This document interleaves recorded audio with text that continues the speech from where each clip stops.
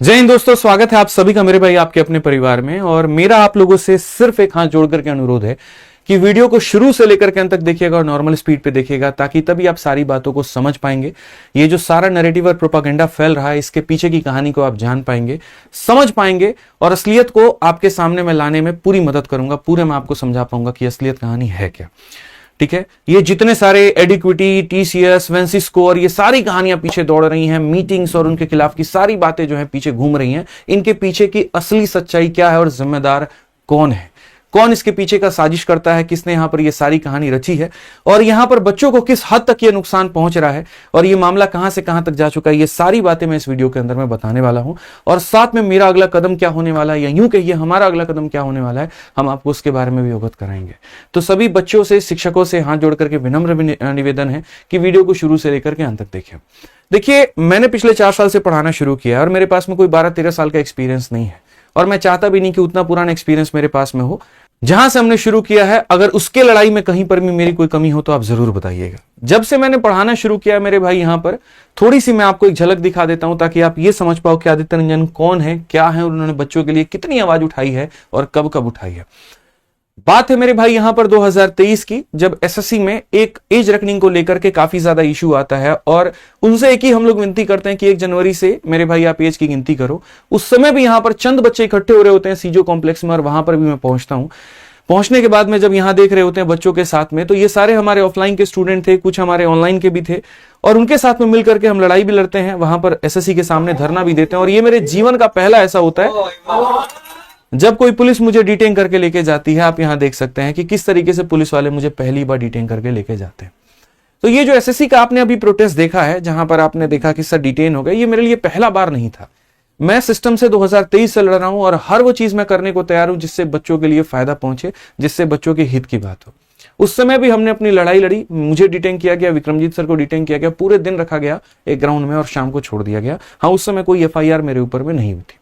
फिर उसके बाद में बात आता है यूपी पुलिस के 2024 की, जब पेपर लीक का मामला आया और उस समय सभी शिक्षकों के साथ लगभग मैं यहां पर लखनऊ जो है इको गार्डन, वहां पर भी पहुंचा। सभी बच्चों के साथ मिलकर के हमने लड़ाई भी लड़ी और अंत में यहां पर एक जीत भी प्राप्त हुई। ये बात 2024 की है और उस समय जहां पर प्योर ये माइंडसेट था लोगों का कि आप तो यूपी में प्रोटेस्ट कर ही नहीं सकते, आप तो योगी सरकार के खिलाफ जा ही नहीं सकते, आपने अगर वहां धरना दे दिया तो आपका कुछ भी नहीं बचेगा। और उस गढ़ में जाकर के वहां से आवाज उठा करके हमने बच्चों को जीत दिलाई और सभी शिक्षकों के साथ में दिलाई। फिर वक्त आता है मेरे भाई यहां पर 2025 का, जहां पर सीजल 2024 के रिजल्ट की गड़बड़ियां आती हैं। पहला कदम हमारा यह होता है कि हम सीधा ऑफिशियल रूप से जाकर के चेयरमैन से मीटिंग करें, वहां पर अपनी बातों को रखें। और मेरे साथ में कई सारे शिक्षक, जिसमें आप देखोगे यहां पे अमन वसीफ सर भी होते हैं, काफी सारे शिक्षक होते हैं, बहुत सारे टीचर्स होते हैं, हम वहां मिलकर के ग्राउंड पर ये सारी बातें भी रख रहे होते हैं। ये बात है मेरे भाई यहां पर 2025 की, जो सीजल 2024 की हमारी लड़ाई थी। हम वहां भी धरने पर बैठे, हम वहां भी जमीन पर बैठे, वहां पर भी हमने सरकार को अपनी बातें सुनाई। पूरी ईमानदारी से, पूरी निष्पक्ष तरीके से हम हर कदम पर बच्चों के साथ में लगे रहे। फिर उसके बाद में आता है कि भाई एक बार हमने चेयरमैन ऑफिस के सामने धरना दे दिया, उन्होंने बातों को नहीं सुना। हमें लगा कि भाई दूसरा तरीका क्या अपना चाहिए, तो पूरे मुखर्जी नगर में 2-3 ही ऐसे इंस्टीट्यूट थे, ठीक है, जिसमें क्रिस्टोफर सर का था, मेरा था, भारती सर का था और यही लोग थे जिन्होंने अपने बच्चों को बसों के अंदर में भर करके एसएससी ऑफिस तक ले गए। वहां जाने के बाद एनआईए के कारण मेरे भाई वहां प्रोटेस्ट नहीं हो पाया, तो फिर मुखर्जी नगर में आकर के हमने धरना दिया। ये जो प्रोटेस्ट हुआ, जहां पर सारे शिक्षक मिलकर के सामने आए और सभी लोगों ने यहां पर एकजुटता दिखाई, जिसमें प्रशांत सर भी थे, शुभम जैन सर भी थे, जो जाकर के डायरेक्टर से मिले भी, ड्राफ्ट भी तैयार किए। उन ड्राफ्ट में बहुत क्लियरली इन्होंने यहां पर नॉर्मलाइजेशन को मेंशन किया था, क्योंकि उस समय नॉर्मलाइजेशन के कारण ही बहुत लोगों का भविष्य खत्म हो गया। उसमें बहुत अच्छे तरीके से इन्होंने वेटिंग लिस्ट की बात उठाई थी और इसी का कारण है कि जैसे सीजल 2025 का नोटिफिकेशन आता है तो उसमें मेरे भाई क्लियर तरीके से वेटिंग लिस्ट मेंशन्ड होता है। कुछ समय के बाद में ही यहां पर नॉर्मलाइजेशन का नया फॉर्मूला आ जाता है। तो ये अभी थोड़ी आया है, ये उस प्रोटेस्ट का ही नतीजा था जिसमें वो चीजें निकल करके बाहर आई। ऐसे जब जब प्रोटेस्ट हुए, जितने भी दिन हुए, वो एक दिन से ज्यादा कभी टिकी नहीं पाए। थोड़ी सी वहां पर आपस की एकजुटता की कमी थी, थोड़ी सी वहां पर विजन की कमी थी और अगले स्टेप ना होने का मेरे भाई सबसे बड़ा नुकसान यह होता है कि प्रोटेस्ट शुरू होता है सुबह में, खत्म हो जाता है शाम तक।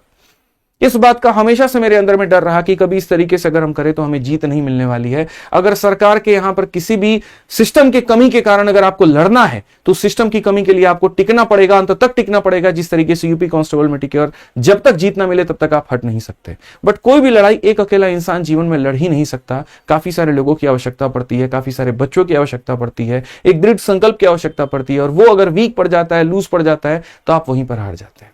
सीपीओ के लिए भी यहां पर आप देख सकते हैं प्रशांत सर किस तरीके से जमीन पर बैठे हैं, और यहां पर जो है पुलिस अधिकारी भी है, सब कुछ है, यहां पर भी प्रोटेस्ट दे रहे हैं। लेकिन कई बार क्या होता है ना कि ऊपर तक बात पहुंचाने के लिए थोड़ी शोर बड़ी ऊंची जो है वो चाहिए होती है, और इसको लेकर के ये सारा कुछ करने के बाद में हर जगह पर छोटी छोटी जीत तो मिली, लेकिन एक बड़ी कामयाबी नहीं मिल पाई। फिर हम लोग उसके बाद में प्लान करते हैं कि भाई हम यहां पर क्या ऐसा करें कि बात सीधा मिनिस्टर लेवल तक पहुंचे, और तब 31 तारीख का दिन आता है, 31 जुलाई, जहां पर सभी लोग मिलकर के डीओपीटी मिनिस्टर से मिलने का पूरा जो है प्लानिंग करते हैं, और वहां पर एसएससी हो गया, रेलवे हो गया, टीचिंग हो गया, सभी एग्जाम्स की कमियों को गिनाने का पूरा वहां पर प्लानिंग किया जाता है, मिलने जाया जाता है। लेकिन वहां पर लाठीचार्ज हो जाता है। वहां पर लाठीचार्ज होने के बाद में टीचर्स को डिटेन भी किया जाता है। कुछ टीचर्स एक बार डिटेन होने के बाद जब रिलीज होते हैं तो अपने होटल चले जाते हैं, अपने ऑफिस चले जाते हैं।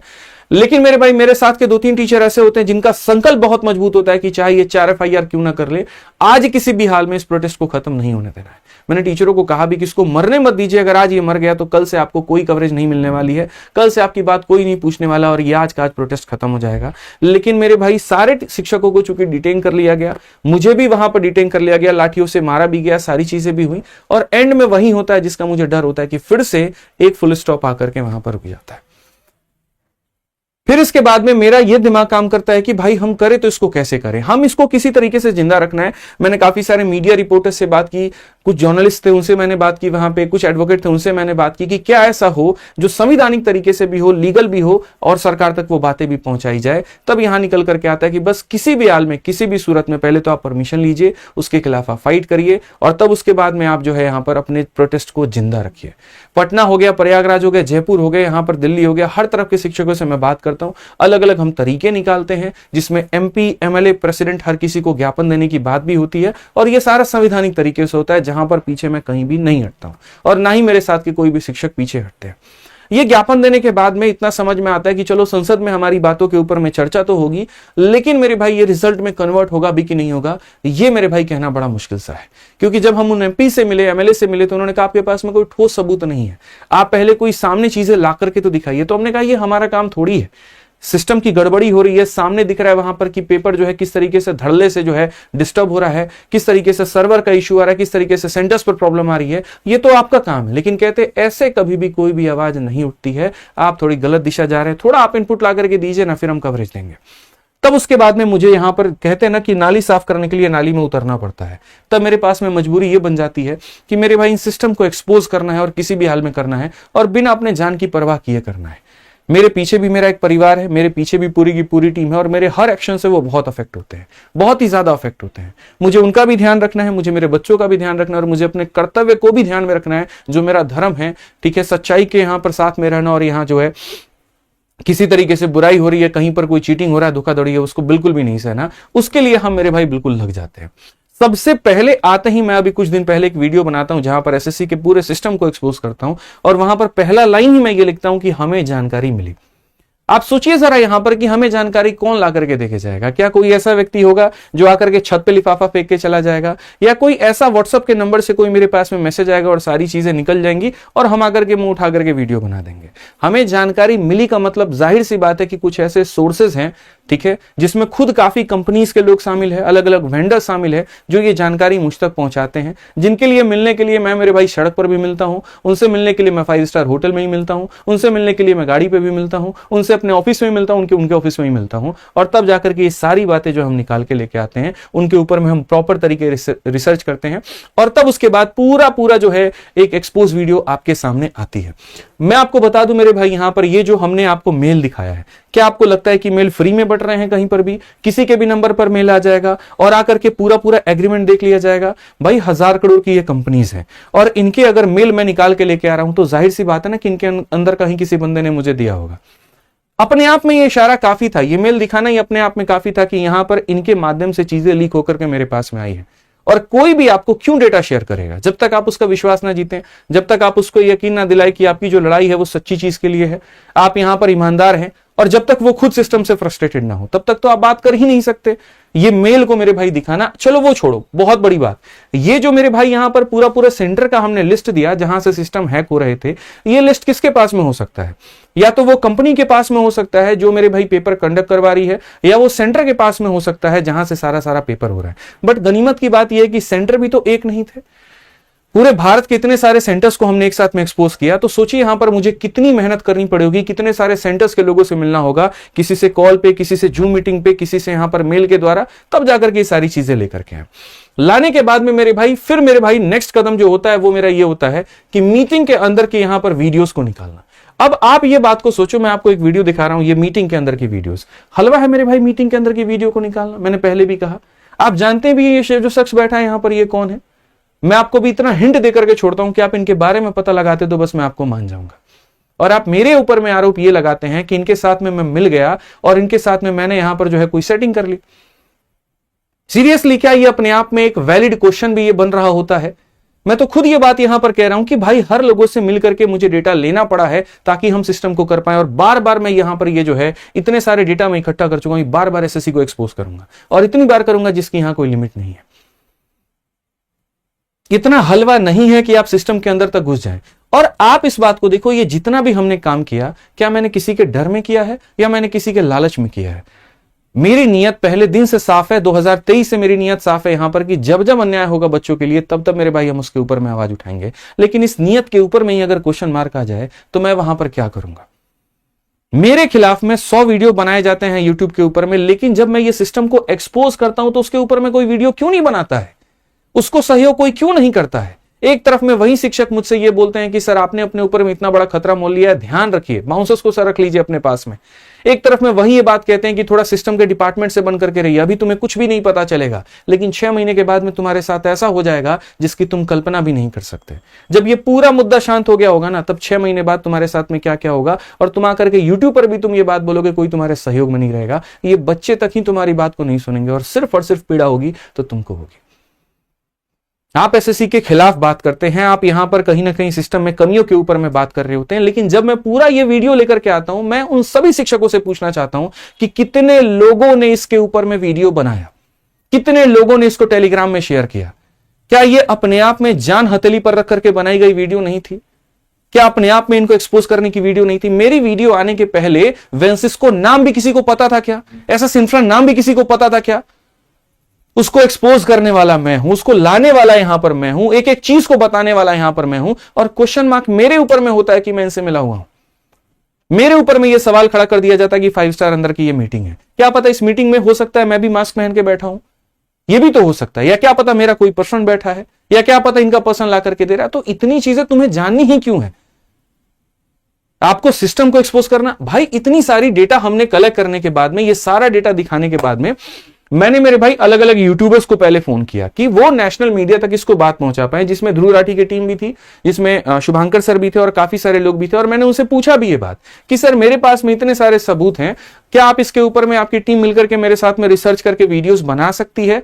ठीक है, हम सिस्टम को एक्सपोज कर सकते हैं। तो उन्होंने कहा सर देखिए बहुत सिंपल सी एक बात बताते, दोनों की तरफ से और भी काफी सारे टीम्स थे, कि सर हम उसके ऊपर में वीडियो बनाते हैं जो पब्लिक डोमेन में होता है, जो इजिली हर किसी के पास में एक्सेसिबल होता है, हम वो सबूत दिखा सकते हैं। आपके पास में जो है वो पब्लिक डोमेन नहीं है, और इसके ऊपर में मुझे नहीं लगता कि हम वीडियो बना सकते हैं। बहुत सारे लोग मेरे भाई पीछे हट जाते हैं इस बात को लेकर के कि बहुत एक सेंसिटिव इश्यूज है और यहां पर अगर हम आए तो हमारे लिए दिक्कत हो जाएगी। तो मतलब खतरा लेने के लिए आदित्य रंजन है, पंगे लेने के लिए आदित्य रंजन है, जान जोखिम में डालने के लिए आदित्य रंजन है। और जब वो इतना करते हैं तो एट द एंड में आकर के उन्हीं के ऊपर में क्वेश्चन मार्क अप कर देंगे और आकर के ये बोल देंगे कि आप 5 स्टार होटल में मिलने चले गए, आप जाकर के जो है यहां पर उनके साथ में मिल गए। क्या ये सवाल वाजिब बनता भी है? कितने लोगों ने मेरे से फोन करके ये पूछ लिया यहां पर कि सर आप ठीक तो हो, कोई मानसिक प्रताड़ना से तो नहीं गुजर रहे हो? सर कितने लोगों का फोन आ गया, दिन में 10-10 कॉल धमकी की आती थी, उठा लेंगे तुमको। रेकी लगी हुई थी मेरी, यहां पर गाड़ी से लोग पीछा करते थे, मैं घर अकेले नहीं जा पा रहा था, ऐसी मेरी हालत हो गई थी। लेकिन उसके बाद भी मैं पीछे नहीं हटा और लगातार मैं यहां पर काम करता रहा क्या उसका यहां पर इस तरीके से मुझे सिला मिलना है? आप मुझे ये बताओ। मैं आप लोगों के ऊपर मैं छोड़ता हूं। मतलब एक बंदा जो खुद सिस्टम के अंदर में जाकर के घुस रहा है, जो खुद यूट्यूब पर आकर के इतनी बड़ी बात कह रहा है सीबीआई जांच, और वो यहां पर वो खुद सिस्टम के लोगों से मिलेगा, ये अपने आप में एक बुलशिट है मेरे भाई। यहां पर अपने आप में नादानी भरी बात है और कुछ भी नहीं है। सीबीआई जांच होती है तो पता है क्या होता है? सबसे पहले मेरे भाई यहां है ना, मैं सही हूं गलत हूं फर्क नहीं पड़ता, पूरी तरीके से इंट्रोगेशन होता है वो सभी लोगों का जो इस पूरे चेन में इन्वॉल्व है।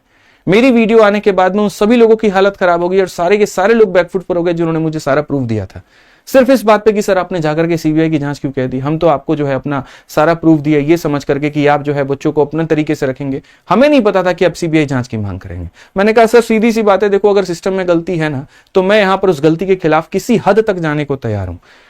जितने शिक्षकों के फोन आए उन्होंने कहा सर सीबीआई जांच के लिए आप ऐसे जाइए, आप सुप्रीम कोर्ट में जाकर के पीआई लगे। मैंने डन है सर, सीबीआई जांच होगी तो आपको पता भी आपका फोन सबमिट हो जाएगा, आपका लैपटॉप सबमिट हो जाएगा, 6 महीने तक आप यहां पीड़ा में रहेंगे, बार बार आपको इंट्रोगेट करने के लिए बुलाया जाएगा, आप बाथरूम करने तक जाएंगे वहां पर भी 2 बंदे आपके पीछे जाएंगे।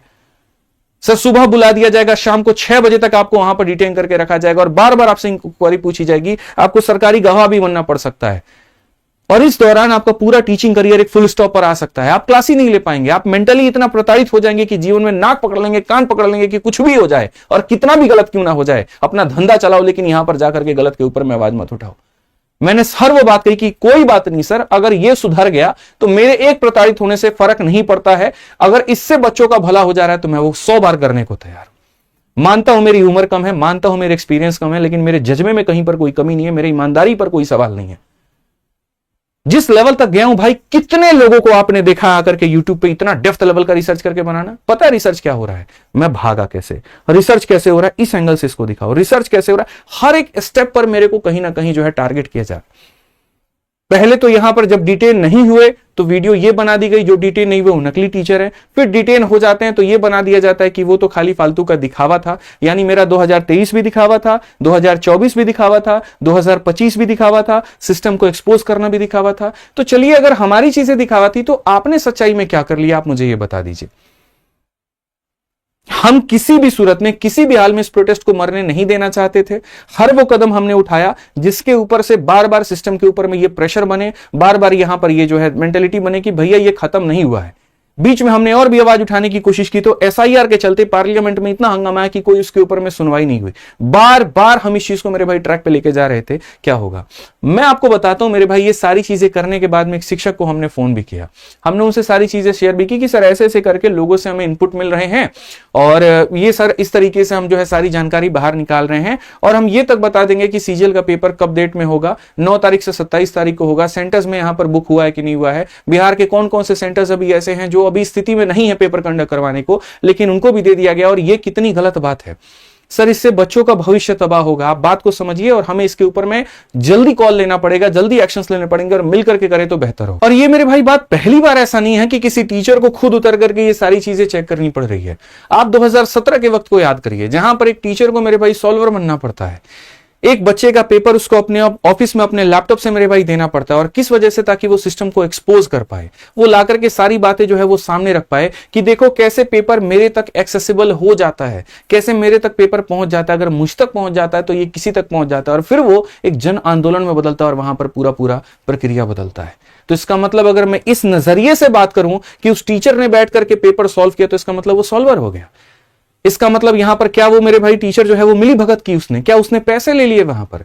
ये अपने आप में एक बहुत गलत मानसिकता है कि किसी चीज को आप देखते किस नजरिए से है। और नैरेटिव अगर बनाना है ना तो मुझे लगता है इतना कलेजा होना चाहिए कि आप यहां पर एसएससी के खिलाफ बात करें, आप सिस्टम के खिलाफ बात करें। भाई मेरे खिलाफ बात करके कर क्या लोगे? क्या इससे जीत मिल जाएगी? क्या हो जाएगा मेरे से? आप ये बता दीजिए कि ये आदित्य ने ये किया, आदित्य ने वो किया, आदित्य ने वो किया, आदित्य ने वो किया। दिन में 10 वीडियो मैं रोज देख पा रहा हूं।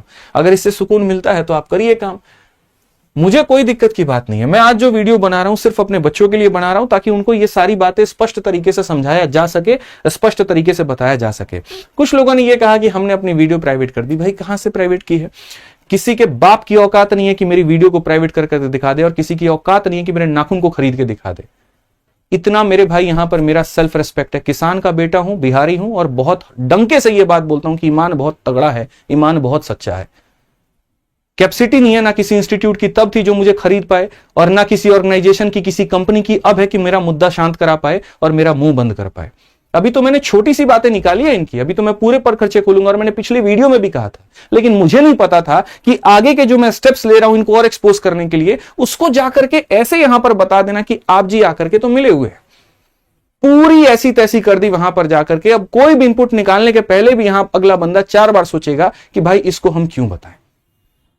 इन कंपनीज ने ऐसा प्रोपेगेंडा फैला दिया कि इसने तो हमें एक्सपोज किया है, इसने तो हमें बताया है, एक काम करते इसको ही ऐसा फंसा देते हैं कि उसके बाद में ये हमें एक्सपोज करने के लायक ना रहे। हजार हजार करोड़ की ये कंपनियां जब ये मेरे इरादों को कमजोर नहीं कर पाए, मेरी मुंह को नहीं दबा पाए, मेरी आवाज को नहीं दबा पाए, तो अब इन्होंने नैरेटिव क्या सेट किया कि ठीक है भाई इसने हमें एक्सपोज किया, एक काम करते हैं किसी भी तरीके से इसको फंसा देते हैं, किसी भी तरीके से इसके खिलाफ नैरेटिव बना देते हैं, और जैसे हम ये मार्केट में थोड़ी सी बात इतना छोड़ देंगे कि आदित्य सर फलाने से मिलने आए, उसके बाद में देखो कैसे इनका विश्वास उठता है सारा बच्चों का इनसे ऊपर से, सारे टीचरों का विश्वास कैसे इनके ऊपर से उठता है। मैं एक बात पूछना चाहता हूं कि मान लीजिए एक पल के लिए कि मेरी मीटिंग किसी से हुई भी, उसके बाद मैंने कौन ऐसी चीज कर दी जिनके कारण हमने उनको चमका दिया या हमने आवाज को दबा दी?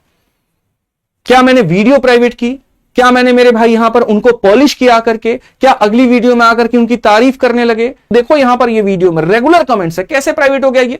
किसकी औकात है यहां पर कि प्राइवेट करके दिखा दे? आपको मैं यहां पर शॉर्ट में जाकर के मैं आपको न्यूएस्ट कमेंट में दिखाता हूं। कोई भी बात है ना, भागा मत करो। मैंने कहा ना वीडियो को शुरू से अंत तक देखना। 36 मिनट, 42 मिनट पहले, 42 मिनट पहले, 1 घंटे पहले, 2 घंटे पहले, एक एक कॉन्स्टेंटली हर दिन हर समय इसके ऊपर में 1 डे अगो, 2 डे अगो, 3 डे अगो। अरे प्राइवेट ही करनी होती तो मेरे भाई मैं वीडियो बनाता क्यों? मुझे बस ये बता दो। और कुछ लोगों ने ये कहा कि प्राइवेट करो, पब्लिक करो, इससे रीच कम हो जाती है। अरे ठीक है, रीच कम हो जाती है, आप रीच बढ़ा देते, अपने टेलीग्राम पर शेयर करके बना देते, आप इसके ऊपर में 4 वीडियो बना देते। कितने टीचर्स ने मेरे इस आवाज को उठाने के बाद में भी एक वीडियो बनाई? कितने लोग अपने ऊपर में जोखिम लेकर के गए, डिपार्टमेंट का प्रेशर लेकर के गए? कितने लोगों ने लेकर के गए? सिस्टम से लड़ने की औकात नहीं है यहां पर, उसके खिलाफ वीडियो बनाने की औकात नहीं है, और मेरे खिलाफ आप 10 वीडियो बनाकर के नैरेटिव सेट करते हैं वहां। इससे क्या हो जाएगा? जीत मिल जाएगी आपको? कुछ नहीं होगा। बच्चों का भविष्य बर्बाद करेंगे आप, नाश करेंगे उनका। भाई साहब आप ये बताओ, ये पर्सन सरकारी नौकरी में रह चुका है, दिल्ली पुलिस में यहां पर जो है जॉब कर चुके हैं, और उसके बाद भी कितने देर पहले वीडियो आती है यहां पर? आप देखो 18 घंटे पहले वीडियो आती है, एक एक रेट यहां पर ये खुलासे करके बताते हैं, हर एक चीज वहां पर बता रहे होते। ये भी पर्सन तो काम कर रहा है। पूरे कंट्रोवर्सी में रैंकस गुरुकुल टीम की तरफ से एक वीडियो बता दीजिए जो किसी टीचर ने बनाया हो और कंट्रोवर्सी पर बनाया हो, जहां पूरी मार्केट पीछे पड़ी हुई है। वहां पर हमारे एक शिक्षक ने भी मेरे भाई किसी के खिलाफ कोई लाइन नहीं बोली आकर के यूट्यूब पे, क्योंकि हम सब ये बात बेहतर तरीके से जानते हैं कि हमें आपस में नहीं लड़ना है, हमें सिस्टम से लड़ना है, हमें उसके खिलाफ आवाज उठानी है। और हमारे सारे टीचर्स उसी बात पर लगे हुए हैं कि किसी भी तरीके से करके सिस्टम को एक्सपोज करे, किसी भी तरीके से करके प्रोटेस्ट को ना लड़े, इसको खत्म ना होने दे। बस अब लग गए यहां पर, बस आदित्य को लपेटो। इन लोगों ने ऐसा फंडिंग मारा है कुछ लोगों के ऊपर में कि बस तुम्हें हम ऐसा कर देते हैं, इस तरीके से यहां पर कर देते कि तुम जाकर के ब्लेम कर दो, तुम जाकर के उठा दो। है क्या भाई मेरे आपके पास में? जबरदस्ती की बातें हैं, जबरदस्ती का पॉइंट है यहां। मैं किस चीज के ऊपर में लगा पड़ा हूं यार कि भाई किसी भी हाल में, किसी भी सूरत में, ये देखो ये 3 है, मैंने आज तक आप लोगों को ये चीजें यूट्यूब पर नहीं दिखाई, और बैकग्राउंड में मेरा ये काम हो रहा है। 31 जुलाई से लेकर के 16 अगस्त आज हो गया, सिर्फ एक वीडियो में यूट्यूबर पे लेके आया, एक लाइव क्लास में ले पाया हूं। इस तरीके से मैं मेंटली पूरा घुसा पड़ा हूं इसके अंदर। मैं रात में सपने में भी सोता हूं तो दिमाग ये लगाता हूं अगला स्टेप क्या होगा, अगला स्टेप हम कैसे करेंगे, अगली प्लानिंग हम कैसे करेंगे, कैसे यहां पर और किसको एक्सपोज करें, कैसे सरकार तक ये सारी बातें पहुंचाए। मध्य प्रदेश के मुख्यमंत्री से, हरियाणा के मुख्यमंत्री से कॉन्स्टेंटली कॉल पर सारी बातें कर करके यहां पर समझाना, बताना कि सर ये ऐसा गलत हुआ है, ये इस तरीके से हुआ। अपोजिशन भी साथ में है, सत्ता पक्ष के लोग साथ में है। और कल के दिन अगर मान लीजिए कोई अपोजिशन का लीडर संजय सिंह के साथ में हमने फोटो खिंचवा ली, तो क्या हम आम आदमी पार्टी ज्वाइन कर रहे हैं? भाई ज्ञापन देने गए, शानदार तरीके से गए हैं और वीडियो सामने लेकर के आए हैं वहां पे। इतना तो सोचो कि ये जो डेटा निकल करके आता है, क्या मेरे जेब में ला करके कोई रख के चला जाएगा? और क्या मैं हीरो बनने के लिए काम कर रहा हूं? अरे नहीं बनना हीरो भाई, आप ही बन लो ना, आप बन जाओ हीरो, क्या प्रॉब्लम है? आप घुस जाओ इतने अंदर में, आप निकाल लो ये सारी चीजें। किसी ने हाथ पकड़ा है? किस शिक्षक को मैंने मना किया है कि तुम डिपार्टमेंट के अंदर या सिस्टम के अंदर घुस करके वीडियो मत बनाओ? मेरी वीडियो के सपोर्ट में ही 4 वीडियो बना देते, बच्चों के सपोर्ट में ही 4 वीडियो बना देते, वहां पर जाकर के ये सारी बातें कहते। कहां किया आपने? मेरी लड़ाई सिस्टम से, और बार बार कह रहा हूं कुछ लोगों की लड़ाई मेरे से, तो ऐसा मुझे नहीं लगता है कि हो पाएगा, ऐसे जीत मिल पाएगी। ठीक है, मैंने पहले भी यह बात कहा है कि जड़ें इतनी खराब हैं, इतनी भीतर तक सारी चीजें जा चुकी है ना, इतनी भीतर तक सारी चीजें जा चुकी है कि जब तक सारे टीचर्स यूनाइट नहीं होंगे, सबका एक मत नहीं होगा, सबका एक विचार नहीं होगा, सारे बच्चे यूनाइट नहीं होंगे मेरे भाई, आने वाले समय में 10-20% नौकरियां ही तुम्हारे लिए असली बचेंगी, बाकी सारी नकली बचेंगे। कितने बेहतर तरीके से तुम्हें यह बात मैंने समझाया कि किस तरीके से पेपर सेंटर पर सेट होते हैं, किस तरीके से सारी चीजें होती हैं। बताने वाला कौन है? साला एडिक्विटी कल भी और आज, ये तो मैं पहले से बोल रहा हूं। वेंसिस्को ने कल भी गड़बड़ी की, वेंसिस्को ने आज भी गड़बड़ी की, और जो इनको मेरे ऊपर में एक्शन लेना है ले ले मेरे भाई। ना तब दबा पाए थे, ना आज दबा पाएंगे, ना कल उखाड़ पाए थे कुछ मेरा, ना आज उखाड़ पाएंगे। ये चोर थे, चोर है, बच्चों के भविष्य के साथ में गलती की, गलती कर रहे हैं, और इनको जड़ से उठाना जरूरी है, इनको खत्म करना जरूरी है। इसमें हो सकता है टॉप लेवल तक के लोग भी मौजूद हो, तो उनको खोद करके निकालो, उनको बाहर निकालो, वहां पे उनको खत्म करो। सीबीआई इंक्वायरी चाहिए, सीबीआई इंक्वायरी बिठाओ। मैंने पिछली बार भी कहा, सारे लोग कमेंट में लिखो सीबीआई इंक्वायरी, इस बार भी मैं कह रहा हूं इन्वेस्टिगेशन जहां तक जाना जाओ ना। आप ये देखो यार, मैं पूरे तरीके से एंग्रोस्ड हो चुका हूं इसके अंदर में कि क्या करें कि जिससे हमारे बच्चों को न्याय मिले, जिससे मिले। प्रोटेस्ट का परमिशन नहीं मिल रहा था, सब लोगों ने हाथ पांव मार करके देख लिया वहां पर, और पूरी तरीके से आदमी लगा पड़ा है। जंतर मंतर का प्रोटेस्ट 26 अगस्त का है, अभी ऑन द वे है। मैं बताना नहीं चाह रहा था ये बात यूट्यूब पर आकर के। 3 दिन की कैपेसिटी है, कोई रामलीला मैदान में लाकर के परमिशन लाकर के इस समय मुझे लाकर के दिखा दे भाई। 3 दिन की परमिशन है, 23 से लेकर के 26 तक। और अभी भी ये बात मैं घोषणा नहीं करूंगा कि तुम्हें आना है कि नहीं आना, अभी ऑन द वे है चीजें। ये भी हम पूरा अप्लाई, और इसके बारे में लोग ये बोलेंगे आपने बताया नहीं। कौन से टीचर के ग्रुप में मैंने शेयर नहीं किया है? हर वो टीचर को अपने एक स्टेप मैंने बताए हैं, हर एक टीचर इस बात का साक्षी है। जंतर मंतर से लेकर के, रामलीला ग्राउंड से लेकर के, और भी 4 ऐसे दिल्ली में जगह है जहां पर करेंगे। अब फिर वही बात है, मैं जैसे ये बात यहां पर यूट्यूब पर बोलूंगा, पुलिस वालों को इनपुट मिल जाएगा। इनपुट मिलने के बाद में तुरंत वहां पर हर वो कोशिश करेंगे कि इसको खत्म कर दो, क्वैश कर दो। क्यों 15 अगस्त के पहले परमिशन नहीं मिला भाई? 15 अगस्त के पहले अगर खुद प्रोटेस्ट कर लेते, वहां पर हम ही को देशद्रोही बना दिया जाता। जिस व्यक्ति पे प्रोटेस्ट करने पे सेडिशन की धारा लगा दी जाती है, पहले धरने पे ही देशद्रोह उसको बना दिया जाता है। और किस बात का देशद्रोही बना मैं? इस वजह से कि मैंने बच्चों के साथ हो रही गलती को ऊपर में उठाया वहां, और इस बात पर यह सरकार क्या करती है? देशद्रोह बना देती है। सिस्टम के लोग यहां पर क्या कर देते हैं कि हाँ भैया एडिक्विटी से मिले, ये बना देते हैं। तो एक पल उतना ही तोड़ो जितना इंसान सह पाए। एक वक्त हर इंसान के ना एक अपनी पोटेंशियल होती है, अगर वो टूट जाता है, अगर वो बिखर जाता है मेरे भाई वहां पे ना, तो उसके बाद में वो इंसान इन सभी चीजों से बहुत दूर हो जाता है। सुशांत सिंह राजपूत की जिस तरीके से लोगों ने बॉलीवुड में उसकी हाल की कि एक पल के बाद में उसको दुनिया छोड़ करके ही जाना पड़ा, और बहुत अच्छा काम वो व्यक्ति कर रहा था। पूरी बॉलीवुड एक तरफ में और वो इंसान एक तरफ में, वहां पर अंत में उसको अपने जीवन को ही त्यागना पड़ा। ऐसी नौबत मेरे लिए मत लेकर के आओ, ठीक है? जब सिस्टम के खिलाफ की बात की आवाज है तो उसके ऊपर मिलकर लड़ते हैं, अच्छा करेंगे यार, बेहतर करेंगे वहां पे। और ये फालतू के जो नैरेटिव्स हैं, प्रोपागेंडास हैं, जो साले ये कंपनीज फैला रहे हैं, कृपया इनके चक्करों में ना पड़े। हर वो इंक्वायरी की हमने डिमांड की है, चाहे वो सीबीआई की हो या फिर एसएससी की तरफ से, अगर कोई भी इंक्वायरी बिठाता है मैं पूरा कोऑपरेट करूंगा, मेरे सारे लोग कोऑपरेट करेंगे, सारे शिक्षक कोऑपरेट करेंगे। जिस इंसान के नियत में खोट होता वो यहां पर क्यों आकर के सीबीआई इंक्वायरी की मांग करता? आकर के क्यों यहां पर सिस्टम को एक्सपोज करता? आकर के क्यों ये सारा धरना लेता? क्या यहां पर लोगों को ये नहीं पता कि आदित्य रंजन यहां पर ये लगे पड़े हैं पूरा धरना लेने में, और इनको बिठा दिया तो पूरा धरना खत्म? मैं भाई नहीं दे पाऊंगा किसी को जवाब। मुझे लगता है कि मेरे कर्म है जो मैं कर रहा हूं, मेरा भगवान जानता है कि मैं क्या कर रहा हूं, क्या नहीं कर रहा हूं, मेरी टीम जानती है, मेरे साथ के लोग जानते हैं, और इसके अलावा मेरे पास में और कुछ भी नहीं है कहने को। बाकी आप लोगों को जो डिसाइड करना है आप करिए। और सभी शिक्षकों से भी मैं ये बात कहूंगा कि कृपया किसी ने कोई अफवाह फैला दी या किसी के पास कोई अफवाह बन करके चली आई, तो कृपया उसको भागने के पहले, चेज करने के पहले एक बार हमसे भी बात कर सकते हैं आप, बड़ा अच्छा होगा। साथ में ये मत भूलिए कि अगर ये एसएससी में ये करप्शन अगर चलता रहा तो पढ़ाने लायक आप भी नहीं रहेंगे, पढ़ाने लायक हम भी नहीं रहेंगे, क्योंकि जब सिस्टम में सही लोगों की भर्ती नहीं होगी तो पढ़ाओगे किसको? इसीलिए सभी लोगों से मेरा हाथ जोड़ करके विनती है कि कृपया सहयोग करें, फालतू के नैरेटिव्स में ना पड़े, जो ये लोग सारी चीजें फैला रहे हैं इनके पीछे ध्यान ना दें, और ये डिसाइड करें मिलकर के कि आगे क्या करना है। मैं बार बार कह रहा हूं आगे क्या करना है। मेरी नियत पहली वीडियो में, मेरी नियत इस वीडियो में, आने वाली 100 वीडियोस में आपको एक ही बात दिखेगी कि भैया आगे क्या करना है, किस तरीके से यहां पर जो है गलत के ऊपर में आवाज उठाना है, और कैसे यहां पर हम इनको सही ट्रैक पे लेकर के आएंगे। इस बात को जान लीजिए, मेरी मंशा बहुत साफ है, बहुत क्लियर है, और आप जितना सहयोग देंगे हम उतना तेजी में लड़ेंगे। और अगर आपको 1% भी यहां कलेजा नहीं है, आपके पास में 1% भी इतना जिगरा नहीं है कि आप सिस्टम को एक्सपोज करने में मेरे साथ में आ पाए, तो कृपया करके मेरे खिलाफ आवाज मत उठाइए, क्योंकि मेरे खिलाफ हर उठी आवाज बच्चों के खिलाफ उठी आवाज के बराबर होगा। मेरे खिलाफ हर वो शब्द यहां पर बच्चों के ऊपर कहे गए शब्द के बराबर होंगे, और इससे ज्यादा मैं आपको कुछ भी नहीं कहूंगा। बस मेरा इतना सा कहना है। जय हिंद।